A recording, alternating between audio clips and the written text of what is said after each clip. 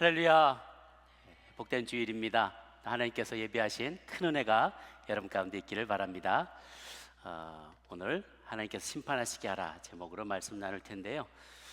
우리 지난주의 말씀, 그 전주죠. 그 전주 말씀 우리가 기억하실 겁니다. 나발, 나발 이야기죠. 바보, 멍청이, 쑥빛, 이 이름이 그 멍청한 사람이었다 그랬어요.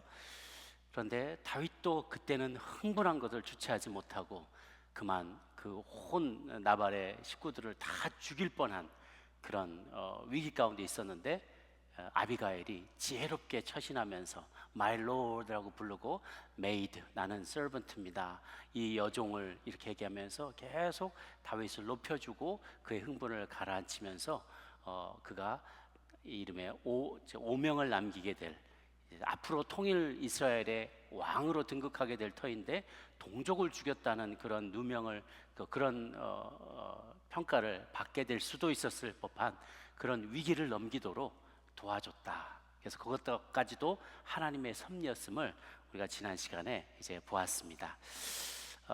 그리고 이제 지난주 본문의 맨 끝에, 오늘 인용은 안 했는데요, 맨 끝절 보면 25장 44절에 사울이 그의 딸 다윗의 아들 미가를 갈림에 사는 라이스의 아들 발디에게 주었더라 라고 되어 있어요. 사울이 이제 두 가지 이유 때문에 미갈, 자기의 딸 미갈, 사위가 그의 남편이 다윗인데, 이 미갈을 결혼한 유부녀를 그만 그에서 그냥 끊어버리고 다른 집안에다가 재가를 시켜버린 거예요, 강제로. 그러니까 그 사람은 베냐민 지파 사람이거든요. 그러니까 목표가 정략 결혼인 것이죠. 우리는 베냐민 지파, 우리가 남이가, 그래서 베냐민끼리 똘똘 뭉치자. 저쪽은 다윗 가문 유다 지파니까 우리 베냐민끼리 우리가 똘똘 뭉쳐서 우리의 세력을 유지하자. 그래서 다윗이 왕이 되는 게 아니라 요나단이 되고 대를 이어서 우리 베냐민 지파에서 계속 왕을 배출할 수 있도록 그렇게 준비하자라는 그런 생각인 것이죠. 또 한 가지는 미갈이 더 이상 예전처럼 남편을 돕지 못하게 내부의 정보를 흘리고 또 여러 가지 피할 수 있는 길들을 막 알려주면서 내부 첩자 노릇을 하지 못하도록 아예 그냥 희망이 딱 끊겨버리게, 당신은 이제 너는 더 이상 다윗의 여자가 아니야, 딴 사람의 아내야 라고 그냥 스스로 체념하도록 그렇게 하려는 생각이었던 것 같아요. 이제 그나마 사울과 다윗을 이어주던 이 가족이라는 고리도 끊겨버리게, 이 인연이 완전히 끊겨버리게 된 거죠. 이제 남남이 됐고요. 그런 상황이에요. 그때 10사람이 기브아에 와서 사울에게 말하 이르되 다윗이 광야 앞 하길라 산에 숨지 아니하나이까, 거기 숨어 있습니다라고 고자질을 한 것이죠. 저는 참 이해가 안 가는 게, 이 10사람들은 발음이 좀 이상해. 그 사람들이 그 지난번에도 그랬고 요번에도 그랬고 숨어 있는 거를 계속 고자질을 한단 말이에요. 그런데 이때쯤이면 이미 모두가 다 아는 것은 다윗이 기름 부음 받은 자다, 넥스트 킹, 다음번 왕위를 이을 사람이다라는 그 인식이 모두가 다 퍼져 있어요. 다 알고 있어요. 웬만하면 다 이제 그 상식적으로 알고 있어요. 그런데도 불구하고 너무 멀리 보지 못하는 거예요. 지금 기득권을 갖고 있는 사람, 지금 힘 있는 사람, 바로 사울 왕이거든요. 그에게 붙어서 계속 그에게 고자질하고 있는 거예요. 기존 권력을 갖고 있는 기득권자의 편에 서려는 어리석은 마음, 영적인 민감성이 떨어지는 사람들인 거죠. 이 보고를 받자 사울 왕이 한 걸음에 또 달려갑니다. 3,000명의 병력을 모아서 고작 600명밖에 안 되는 사람들 5대1의 비율로, 도저히 이건 상대가 안 되는 그런 압도적인 전력을 가지고 병력을 동원해서 그를 헌팅하려고, 다윗을 헌다운하려고 쫓아가는 거예요. 이걸 보면 바로 한 장밖에 안 지났어요. 한 장, 나발장, 그 바로 앞장에서도 그 케이브에서 죽을 뻔했잖아요. 자기가 은혜를 입었잖아요.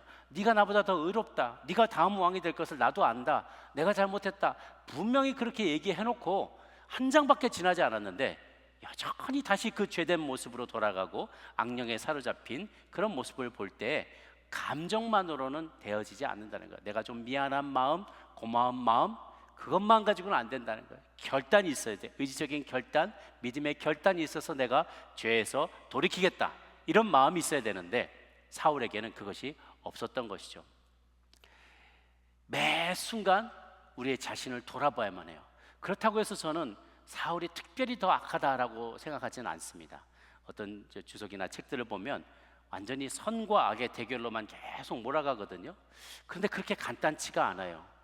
우리도 뭔가 뭐 DC 코믹이나 뭐 이런 걸 보면은 우리가 악인, 우리 의로운 주인공이 있고 뭐 슈퍼맨이나 이런 선이 의로운 사람들이 있고 악당을 하나씩 심어놓잖아요. 빌런을 꼭 심어놓잖아요. 선과 악의 이중 구도로 만드는데 전혀 그렇지가 않아요. 우리는 보통 의인이란 사람이 존재하고 악인이란 사람이 따로 태어나는 것처럼 이 사람 본래부터 의로운 사람, 이 사람 본래부터 악인인 사람, 대부분은 나와 같이 있는 사람은 의인이고 나를 반대하는 사람하고 핍박하는 사람은 다 악인이에요. 그래야 내가 그 사람을 미워하는 게 합리화가 돼. 과연 그럴까? 의인이 따로 존재하고 악인이 따로 존재할까? 아니요. 하나님의 관점으로 딱 본다면 기본적으로 모든 인간은 다 악인이에요. 우린 다 죄인이에요. 그러니까 우리 의인 대 악인의 구도가 아니라 악인 대 악인인 거예요. 우린 다 악인이에요. 똑같은 악인인데 차이가 무엇이냐?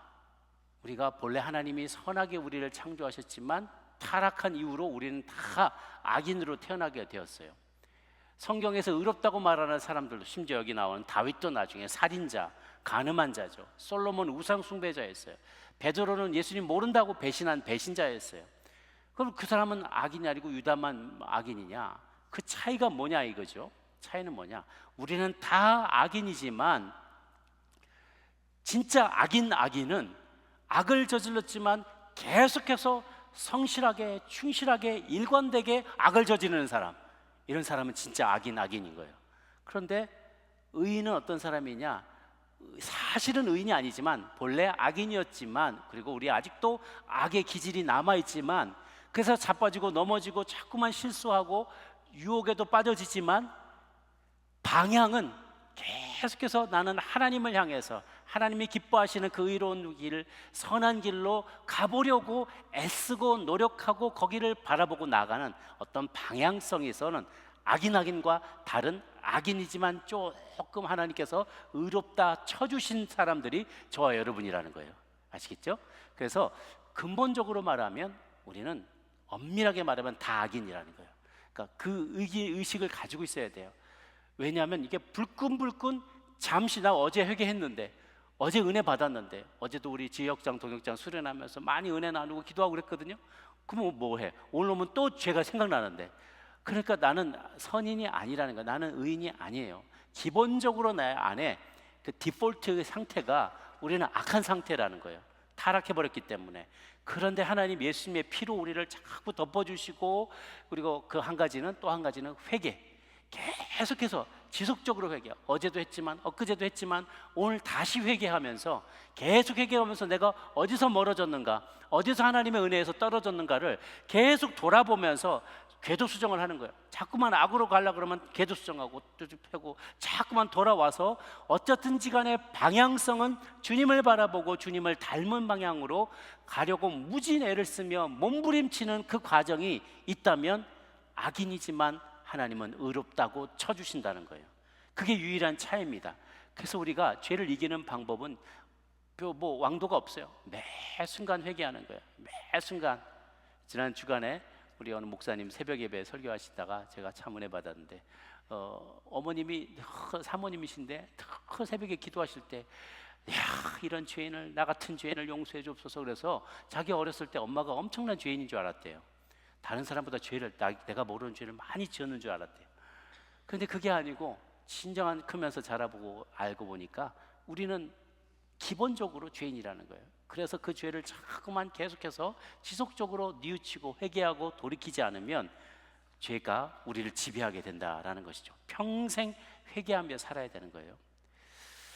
사울은 그러지가 못했어요. 회개하며 돌이켜야만 하는데 악신에 들려서 악령에 쌓여서 계속 악으로 돌아갔어요. 그러다가 나중에 3,000명을 몰고 옵니다. 다윗이 믿어지지가 않는 거예요. 아니, 내가 엊그제가 아니라 바로 지난주에 본문 따라하면 지지난주에 내가 용 살려줬는데 그 사이에 3천 명을 몰고 또 돌아오다니, 그때 나보고 내가 자기보다 의롭다라고 얘기했고 내가 다음 왕이 될 거라고 분명히 얘기해놓고 이제 와서 또 쫓아다닌다니까, 이게 어이가 없는 거예요. 그래서 정말인가 하고 정탐꾼을 보냅니다.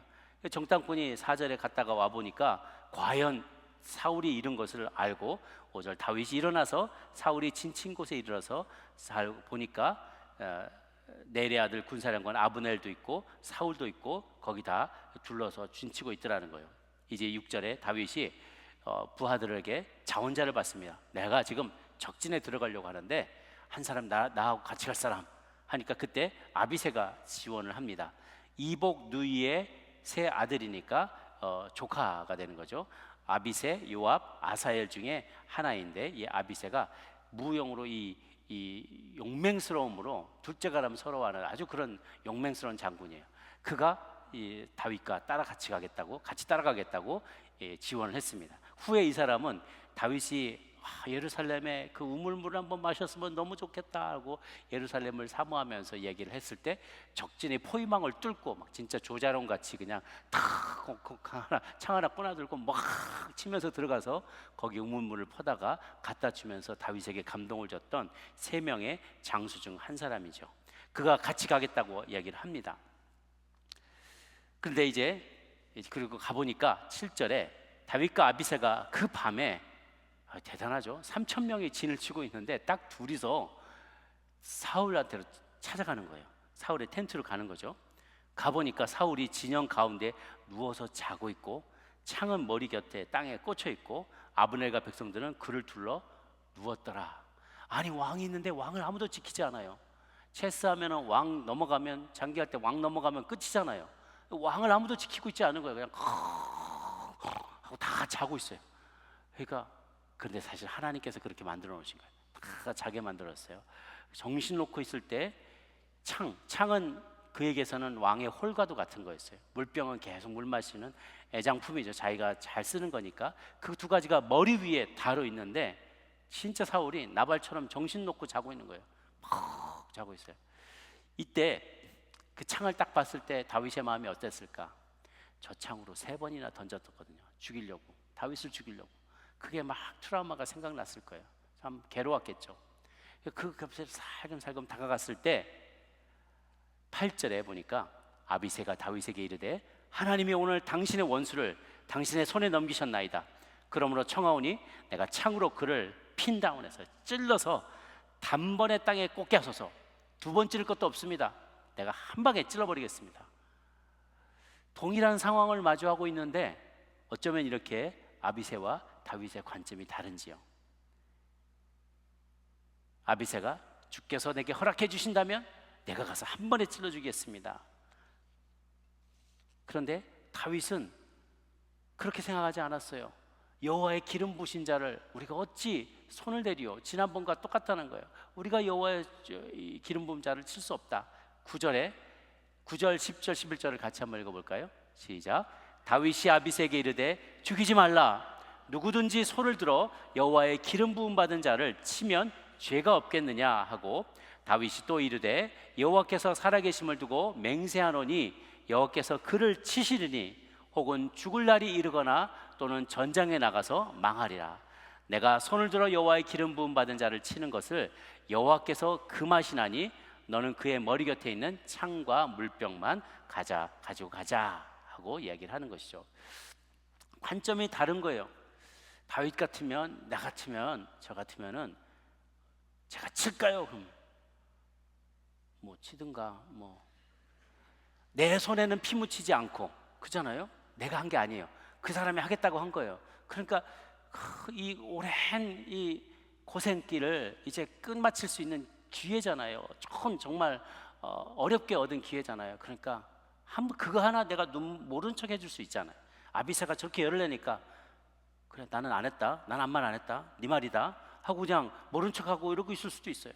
그러면 이 고생길이 다 끝나는 건데 그는 끝까지 이 시간을, 이 기회를 이게 기회라고 보지 않는다는 거예요. 관점이 다른 거예요. 아비새는 기회다, 다윗은 이것은 시험이다. 하나님이 과연 내가 하나님 명령 순종하여서 지키는지 하나님이 보시길 원하는 그런 시험 같다라고 생각한 거예요. 두 사람 다 평소에 가졌던 마음이 다 드러나는 거예요. 긴급한 상황이 나면은 항상 우리 마음에 속에 있는 생각들이 다 나옵니다. 그러니까 사람들이 싸울 때 보면, 목욕탕이나 한국에서 이렇게 싸울 때 보면 다 사투리가 나오거든요. 막아 막 그러면서 막아 막 이렇게 자기가 편안한 말이 막 나오는 거예요. 긴박한 순간이 되면은 그때 평소에 가졌던 그 생각들이 이제 나오는 거죠. 다윗은 안 된다. 그리고 심지어 그가 치는 것도 안 된다. 나도 안 하겠지만 너가 하는 것도 안 된다. 왜냐하면 내가 속한 공동체가 악을 행하도록 방치해서도 안 된다는, 그것도 악이라고 생각하는 거기 때문에 우리는 공동 운명체다. 그러니까 이 일을 하면 안 된다라는 것이죠. 다윗은 자신의 나라가 하나님의 방식으로 세워지고 하나님의 방식대로 운영되어야만 한다라는 생각을 갖고 있었던 거예요. 하나님은 그래서 그 일이 이루어지도록 다윗의 앞길을 막기도 하고요, 길을 열어주시기도 하세요. 지난 시간에 나발 죽이러 가던 그 앞길을 아비가일을 통해서 하나님께서 막게 하셨잖아요. 기가 막힌 타이밍에 그 앞에 무릎 꿇고 한 여인이 600명의 군대를 한 손으로 한 여인의 몸으로 다 막아선 거잖아요. 하나님께서 그를 시키게 했다라고 아비가일이 고백하죠. 다행히도 하나님께서 나를 보내사 당신으로 이런 죄를 짓지 않도록, 나중에 크게 후회할 일이 없도록 나를 보내셨습니다라고 아비가일이 고백하죠. 그렇게 하나님이 막기도 하세요. 그것은 섭리하는 하나님이세요. 때로는 하나님이 무방비 상태로 열어놓으십니다. 사울을 그냥 네 마음대로 해보렴 하고 잠자고 있는 무방비 상태의 다윗을 그 앞에 딱 보여주세요. 이건 기회가 아니라 이것은 하나님의 시험하시는 것이죠. 그때 이제 생각이 난 거예요. 나발의 도발 때문에 지난번에 큰 실수 저질러 버렸던 다윗이 정신을 바짝 차린 것이죠. 그때는 막 자존심을 건드리니까 요즘 도망가는 노예들이 많다던데 다윗도 그 노예 중 하나 아니야? 노예라고 불러버리니까 승질나고 확 막 뻗쳐가지고 단칼에 탈차라 이러고 나가려고 했단 말이에요. 그 이성을 잠시 잃었던 것을 다시 생각해 보면서 이제 정신을 바짝 차리는 거죠. 개인적인 복수심을 내가 거두고 내가 하지 않아도 하나님께서 처벌할 사람은 처벌한다는 거예요. 그 나발이 그냥 정신없이 벙나발 불다가 쓰러져 있는데 그 다음날 막 스트로크가 오고 그대로 죽어버렸잖아요. 열흘 뒤에 죽어버렸잖아요. 그 일을 딱 경험하면서 하나님이 치시려면 언제든지 치신다. 내가 악인을 건드릴 필요 없다. 상대할 필요 없다라는 것에 대한 영적인 원리를 깨닫고 이제 확신하게 된 것이죠. 가만 보면 이제 더 이상 이 싸움은 다윗 대 사울의 싸움이 아니에요. 다윗 대 다윗의 싸움이에요. 내 내면에 있는 또 다른 다윗과 싸우는 거죠. 내가 당한 억울한 일 내 손으로 보복하고 싶어. 아니야, 그러면 안 돼. 하나님이 하지 말라고 했어. 내 안에 이제 둘이 있는 거예요. 이 기나긴 여정을 내 손으로 종지부를 찍고 싶어. 지지부진한 왕국 건설의 대업 그냥 내 이름으로 하루빨리 잃어버리고 싶어. 그런 유혹들이 안에서 계속 보이스가 두 개에서 양쪽에 어깨 위에서 양쪽에 서로 막 컴퓨터를 하고 있는 거죠. 아니면 반대로 아이고 왕이고 나발이고 나 이제 다 너무 지치고 힘들어서 그만 나 다 포기하고 집에 갈란다. 왕은 무슨 내 팔자에 그냥 난 양이나 치고 살래. 염소나 치고 그냥 살래. 집안에서 발 뻗고 편히 쉬고 싶어. 이런 마음이 확 들고 싶지도 않겠어요. 십몇 년을 광야에서 잠을 자보세요. 그런 마음이 들 수도 있겠죠. 이런 많은 생각들이 있을 때, 이런 내면의 싸움이 있을 때 하나님은 그것들을 계속 지켜보시면서 그를 격려하시고 섭리하시고 인도하세요. 때로는 시험하시기도 하시고, 왕이 되면 엄청난 부와 권력과 명예와 많은 시험과 유혹들이 몰려올 텐데, 많은 스트레스가 있는 그런 상황들이 도전이 되는 상황이 있을 텐데, 이것들을 견뎌내지 못하면 성군이 될 수 없다는 거예요. 하나님이 그래서 그를 이 광야 생활 가운데 준비시키는 것이죠. 이 유혹과 모든 갈등들을 오직 하나님만 신뢰하면서 이겨내고 또 견뎌내기를 주님은 원하셨던 거예요. 사울이 어떤 방식으로 죽게 될지, 새로운 왕국이 어떻게 이루어지게 될지 모두 다 하나님께 맡겨야만 된다는 것이죠. 이 10절에 보면 여호와께서 그를 치시리니 혹은 죽을 날이 이르거나 또는 전장에 나가서 전사하거나 그렇게 하나님께서 치시지 않겠느냐. 내가 앞서서 하지 말자라고 얘기를 해요. 실제로 그의 예견대로 이 사건이 있은 후 5년 뒤에 길보아 전투에서 블레셋에게 대패하고 사울은 전사하고 맙니다. 내가 하지 않아도 하나님께서 일하실 것을 믿었다는 거예요. 하나님은 저와 여러분에게도 오늘 동일하게 질문하십니다. 내 힘으로 아이들을 키울래? 네 힘으로 할래? 내 힘으로 사업할래? 네 힘으로 할래? 내 힘으로 사역할래? 네 힘으로 할래? 내 시간에 할래? 네 시간에 할래? 하나님께서 물어보세요. 전적으로 하나님만을 의지하는지 끊임없이 시험하십니다. 우리 찬양 중에 주님의 시간에 그의 뜻 이루어지기 기다려 하루하루 살 동안 주님 인도하시니 주 뜻 이룰 때까지 기다려. 이 찬양 기억하시죠? 같이 한번 찬양하며 나가도록 하겠습니다. 주님의 시간에 그의 뜻 이루어지니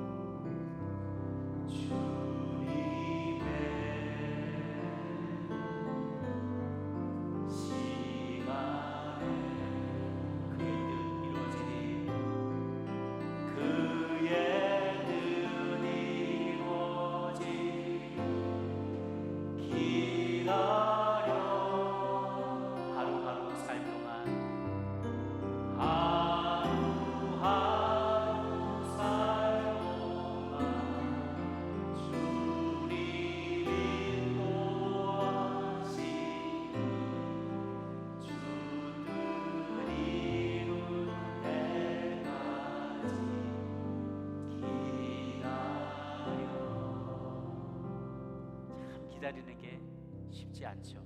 어렵죠. 불끈불끈 내 힘으로 해결해 버리고 싶어요. 풀어버리고 싶어요. 치워버리고 싶어요.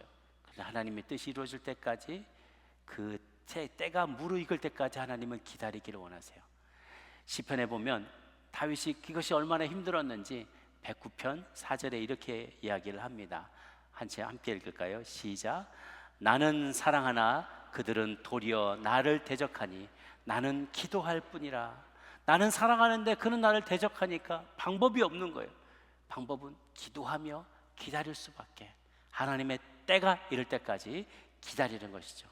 원수를 사랑하는 것은 자연적으로 인간의 본성으로 할 수가 없는 일이에요. 이거는 내 본성을 역행하는 일이고 초자연적으로만 가능한 일이죠. 그래서 그걸 어떻게 할 것인가? 어떻게 내 본성을 이길 건가? 다윗은 기도할 수밖에 없다라고 고백합니다. 다윗이 이렇게 내면에 일어나는 많은 유혹들을 뿌리치고 하나님의 뜻에 순종하게 되었을 때, 이 사건은 이후로 몇 갑절이나 더 선한 결과로 다윗에게 되돌아오게 됩니다. 왜 그러냐? 그가 이제 통일 이스라엘 왕국의 두 번째 왕으로 등극하게 되었을 때, 사실은 자기와 함께한 사람은 유다 지파예요. 반대편에 가장 완강하게 거부하는 지파는 베냐민 지파예요. 그런데 다윗이 끝까지 사울과 척지지 않고 그의 가문과 그 가문을 살려주고 계속해서 그를 사울 요나단과 맺었던 언약을 꼭 지키면서 베냐민 지파를 잘 우대하고 품어 안고 돌봤더니 마지막에는 이 베냐민 지파 전체가 다윗에게 돌아와요. 당신을 우리의 모든 통합 이스라엘의 왕으로 우리가 인정한다라고 베냐민이 다 투항하고 돌아오게 되고, 베냐민 지파의 장로들이 다 돌아와서 다윗을 함께 왕으로 세우는 일에 동참하게 됩니다. 어떻게 그게 가능했을까? 하나님의 때를 기다렸기 때문에 그래요. 내가 이 왕관을 뺏으리라 하고 베냐민 지파와 한판 승을 벌이고 많은 베냐민 지파를 도륙했더라면 그와 함께하는 수많은 무리들이 다 왕국은 갈갈이 찢어지고 쪼개졌을 거예요. 그런데 그가 끝까지 기다리며 하나님의 방식대로 일하고 하나님의 뜻대로 순종했더니 하나님께서 통합 이스라엘의 두 번째 왕으로 등극할 수 있게 도와주신 것이죠. 12절에 보면 다윗이 사울의 머리 곁에 창과 물병을 가지고 떠나가되 아무도 보거나 눈치채지 못하고 깨어있는 사람도 없는데, 이는 여호와께서 그들을 깊이 잠들게 하셨으므로 그들이 다 잠들어 있었기 때문이다. 아까 그랬죠? 하나님께서 그를 잠들게 하셔서 그 사이에 모든 걸 빼오게 하셨대요. 성경에서 하나님께서 어떤 사람들을 잠들게 할 때에는 그들로 하여금 자신의 삶에 대해서 완전히 통제권을 내려놓게 하고 하나님의 새 일을 시작하실 때 사람들을 잠들게 하세요. 아담이 그랬어요. 아담을 잠들게 하고 그에게서 갈비뼈를 빼내어 하와를 만드시는 작업, 새로운 일을 시작하실 때 아브라함을 깊이 잠들게 하신 후에 그 꿈속에서 꿈인지 생신지 알 못하는 그 상황에서 그와 새로운 언약을 체결하십니다. 깊은 잠에 빠짐에, 그래서 동물을 두 개로 쫓겨놓고 그 사이에 횃불이 지나가면서 하나님과 아브라함 사이에 이 언약을 맺게 되는 것이죠. 그와 같이 하나님께서 나에 대한, 잠잘 때는 나에 대한 통제를 다 상실하게 돼요. 내가 살아있으면 내가 반항하고 저항하고 할 텐데 하나님은 우리로 하여금 잠들게 만드세요. 나에 대해서 죽게 만들고 힘 빠지게 만드세요. 그리고 새로운 일들을 하나님은 막 시작하시는 것이죠. 14절 16절에 보니까 이제 멀리 다윗이 이 물병과 이 창을 들고 멀리 도망간 다음에 저기 산꼭대기에서 저기서 아브넬이라고 그 아브넬의 이름을 불러요. 그러니까 아브넬이 이거 누구냐 내 이름 부른 사람이, 왕을 부른 자가 누구냐, 너 누구냐 라고 대답을 해요. 이때 이 아브넬은 어떤 사람인가? 우리가 예전에도 봤어요. 다윗이 골리앗을 싸우러 상대하러 나갈 때 그때 이미 아브넬은 사울 왕의 군대 장관이었어요. 국방부 장관이었단 말이에요. 제일 왕고 투고 막 이렇게 거의 그 가장 랭크가 높은 사람이었어요. 그런데 다윗이 갑자기 막 한꺼번에 골리앗을 물리치고 전쟁의 캠페인에 나갈 때마다 승리를 거두고 막 천천만만을 죽인 사람이 만만이다, 이런 막 별을 달고 막 오니까, 훈장을 막 달고 들어오니까 졸지에 밀려나기 시작하는 거예요. 권력 서열에서 밀려나기 시작해요. 게다가 왕의 사위까지 돼버리니까 다윗이 확 올라가는 바람에 이 아브넬 넬의 자녀예요, 아들이에요. 이 아브넬은 점점 그 위치가 축소가 되고 만 거죠. 그러니까 사울만 싫어한 게 아니라 아브넬도 싫어했어요, 다윗을. 마음속으로는 짐짓, 이놈 다윗 때문에 내가 군대 장관이었는데 점점 내 지위가 떨어지게 됐다라는 이 억한 심정을 갖고 있었던 사람이죠. 그런데 그것 자신의 야망에 비해서 영적으로나 정치적으로나 감이 떨어지는 사람이었어요. 이 지금 분위기를 제대로 알지 못하고 옆에서 왕을 제대로 보필하지 못하고, 어쩌면 사울 왕이 다윗을 쫓아다니도록 부추겼던 일들도 그가 하지 않았는가 사람들은 생각을 합니다. 근데 그가 여전히 이 사울과 함께 운명 공동체인 거예요. 사울이 왕이면 자기가 여전히 군대 장관이 되고, 사울이 실각하게 되면 자기도 별 볼 일 없는 사람이 되니까 끝까지 이 권력에 대한 집착의 욕구를 포기하지 않는 것이죠. 당신 직무유기했다 라고 하는 거예요. 다윗이 봐라, 우리 물병하고 창이 여기 있는데 아무도 지키지 않는 바람에 우리가 가서 가져왔다. 당신이 군대 장관으로서 직무를 유기하면 되냐? 거기서 쿨쿨 자고 있으면 어떡하라는 소리냐? 그러면서 막 야단을 치는 거예요. 왕을 보호하지 않고 뭘 했느냐? 그럴 때 사울이 그 이야기를 듣고 이거 누구냐? 내 아들 다윗이 아니냐? 또 사울이 참 속도 없어요. 어쨌든 막 쫓아다니다가 그 다음 순간 내 아들 아니냐?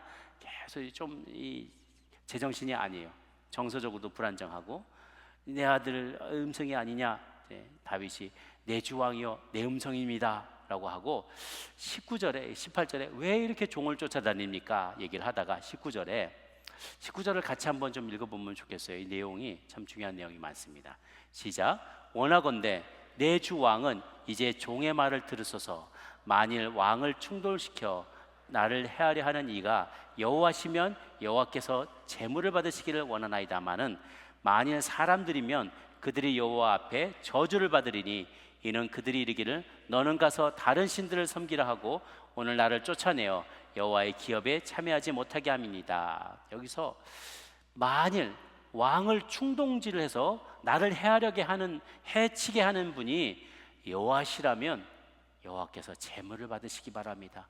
나를 그분의 제물로 올려드리겠습니다. 다윗이 이렇게까지 얘기를 해요. 왜냐하면 다윗의 마음에도 이런 의구심이 드는 거예요. 아니, 하나님 분명 나에게 기름 부셔서 왕이 되게 하셨다고 했는데 벌써 10여 년이 지나갔어요. 사울은 여전히 서슬퍼르게 나를 쫓아다니고, 나는 이렇게 동굴에 광야에 이렇게 계속 이런 곳에서 잠을 청하면서 어렵게 쫓겨다니고 있어요. 이쯤 되니까 하나님이 생각이 바뀌셨나? 그냥 사울을 왕 삼으려고 하시는 건가? 이참에 그냥 나를 죽이려고 하시는 건가? 정말 하나님이 원하셨고 당신을 충동질해서 나를 죽이려고 하는 게 하나님의 계획이 맞다면 그러면 저를 그냥 드리겠습니다. 여기까지 얘기를 하는 거예요. 다윗이 나를 죽여도 좋습니다. 재물 삼아도 좋습니다.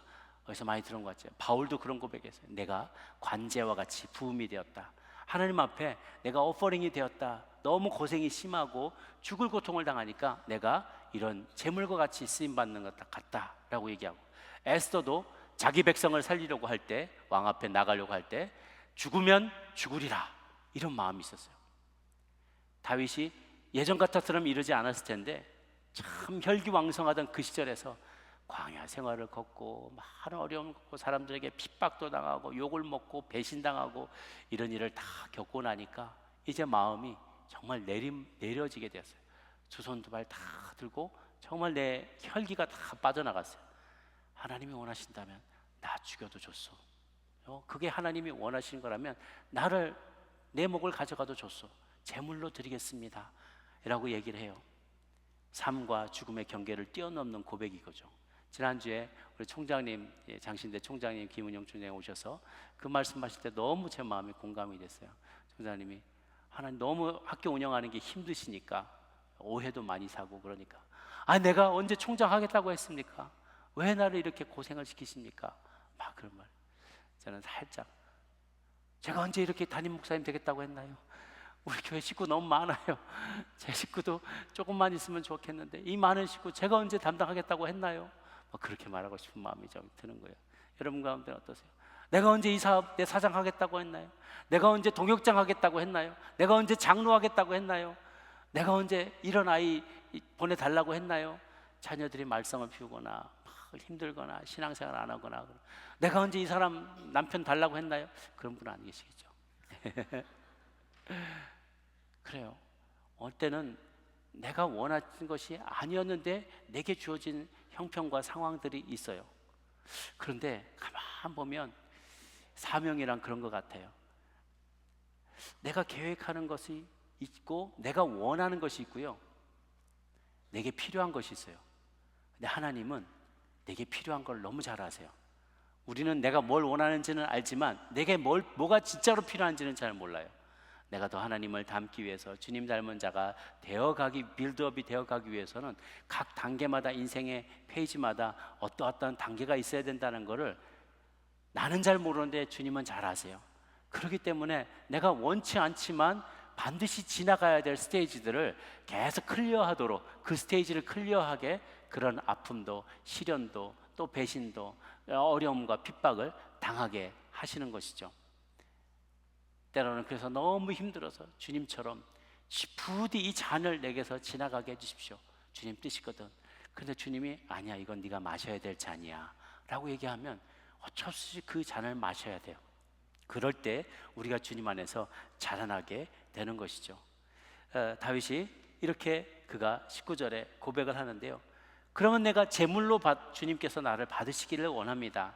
그러나 만일 사람들이 이것을 당신들에게 충동질해서 시키는 일이라면 그들이 여호와 앞에서 저주를 받을 것입니다. 이는 그들이 이기를 너는 가서 다른 신들을 섬기라 하고 오늘 나를 쫓아내어 여호와의 기업에 참여하지 못하겠다.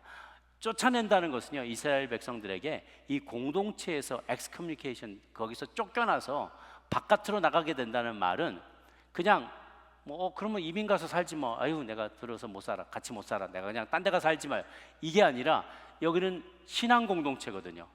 여기서 내가 쫓겨나면 딴 나라에 가서는 그 땅의 신을 섬겨야 되고 이 우상을 섬겨야 돼요. 그러면 영원히 하나님으로부터 멀어지고 관계가 단절이 되는 거예요. 그거를 다윗은 견딜 수가 없는 거죠. 이스라엘 사람들도 그걸 견딜 수가 없는 거예요. 그래서 추방당하는 것은 그냥 장소만 옮겨는 것 이상의 의미를 갖습니다. 다윗이 나보고 나를 왜 이렇게 추방했습니까? 내가 나를 이렇게 쫓겨나서 이방신을 섬기게 하는 자는 그런 자에게 하나님 벌 주시기를 원합니다. 20절에 왕이 왜 저 같은 벼룩 같은 저를 수색하러 오셨습니까? 겸손히 자기를 표현하는 것이죠. 그런저런 이야기를 듣더니 사울이 다시 또 이야기합니다. 내가 범죄하였다. 내 아들 다윗아 돌아와라. 네가 내 생명을 귀하게 하신즉 다시는 너를 해치지 않겠다라고 회개하는 그런 모양새를 보입니다. 물론 이번에도 오래가지는 않을 것이었습니다. 그런데 마지막 중요한 결론이 23절에서 25절 사이에 있는데요, 보니까 23절에 여호와께서는 23절, 24절을 같이 한번 읽어볼까요? 시작. 여호와께서 사람에게 그의 공의와 신실을 따라 갚으시리니 이는 여호와께서 오늘 왕을 내 손에 넘기셨으되 나는 손을 들어 여호와의 기름 부음 받은 자를 치기를 원하지 아니하였습니다. 오늘 왕의 생명을 내가 중히 여긴 것 같이 내 생명을 여호와께서 중히 여기셔서 모든 환난에서 나를 구하여 내시기를 바라나이다 하니라. 아멘. 내가 손들어서 여호와 기름 부음 받은 자를 치지 않았다. 그러면서 24절에 주어 동사를 잘 보면 좋겠어요. 오늘 내가 왕의 생명을 중히 여긴 것처럼 내가 이 왕의 생명을 소중하게 여겼어요. 그러니까 제가 처음에 이 본문을 읽을 때는 그러니까 왕이요 당신도 내 생명을 소중히 여겨주셔서 라고 서로 네고시에이션 하는 줄 알았어요. 내가 이렇게 했으니까 기브 앤 테이크 아니요, 내가 당신이 이번 한번 살려줬으니까 다음번에 나를 살려주시오 라고 말할 줄 알았는데요, 여기 가만 보십시오. 왕의 생명을 중히 여길 것 같이 내 생명을 여호와께서 중히 여기셔서 모든 환난에서 나를 구하여 내시기를 바라나이다 말이에요. 이 말은 내가 당신에게 은혜를 베풀었으니 당신에게 은혜를 베풀라는 것이 아니라 나는 당신에게 은혜를 베풀고 선으로 나갔는데 나의 선을 당신이 선으로 갚던 악으로 받던 I don't care, 그게 중요하지 않습니다. 하늘의 하나님이 나에게 선하게 밥을 해주실 것을 나는 믿습니다. 그런 고백인 거예요. 이것이 더 성숙한 것이죠. 사람을 바라보면 사람에게 내가 선을 행했는데 악으로 돌아오면 다시 악으로 깡으로 또 싸우게 돼요. 그 사람을 악인을 상대로 할 때 그만 바라보면 이길 수가 없어요. 지난번에 말씀드렸잖아요. 압도적인 사랑으로 그를 선으로 계속해서 우리는 선을 행할 뿐입니다. 그러면 그것을 누가 갚아주시나? 그가 갚아주는 게 아니라 하늘의 하나님이 갚아주신다는 거예요. 그래서 여러분 가운데 억울하고 힘들고 핍박당하고 오해당하는 일들이 있을 때 그 사람 보고 당신은 왜 내가 한 것처럼 똑같이 하지 않느냐고 섭섭해할 필요 없습니다. 그는 하나님이 딜을 하실 거고요, 우리는 신경 안 써도 돼요. 내가 상관할 바가 아니야. 내가 할 바는 나는 무조건 선을 행하는 거예요. 그러면 갚아주시는 분은 하나님이 갚아주십니다. 내가 누구에게 선을 행했는데 그가 나에게 갚아주지 않는다고, 혹은 그게 심지어 자녀일 수도 있어요.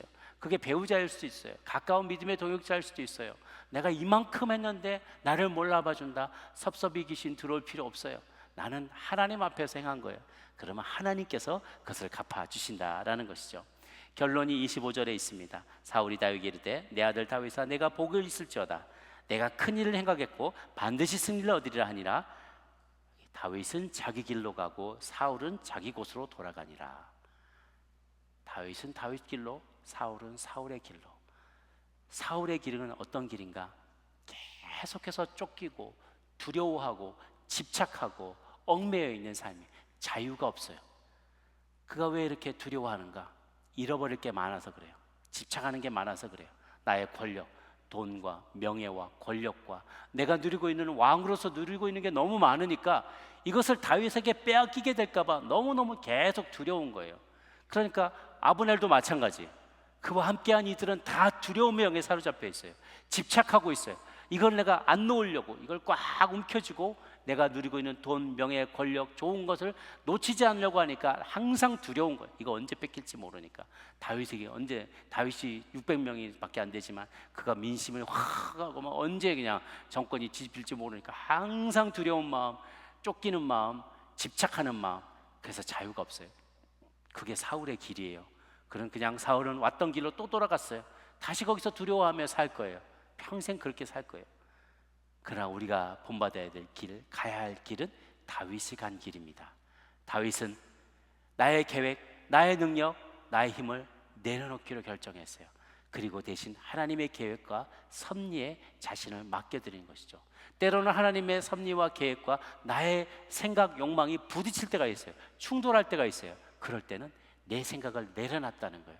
하나님이 더 잘하신다라는 것을 믿었고, 이해되지 않지만, 지금 상황에서는 내가 이해되지 않지만 먼저 하나님의 계획과 섭리에 순종하는 태도를 취하였을 때 그의 길을 시온의 대로와 같이 활짝 열어주셔서 마침내 통합 이스라엘의 2대 왕으로 등극할 수 있게 해주셨던 것이죠. 사랑하는 여러분, 사울의 길로 가지 맙시다. 다윗의 길로 가십시다. 내 것을 내려놓고 나의 주장을 내려놓고 하나님이 나보다 더 잘 아신다, 나의 앞길을 주님께서 선히 아시기에 더 잘 아시기에 선한 것으로 인도하실 때까지 기도하며 참으며 인내하며 압도적인 선으로 악을 이겨내는, 그래서 하나님께서 갚으실 것을 기대하고 나아가시는 저 여러분 모두가 되기를 주님의 이름으로 축복합니다. 기도하겠습니다.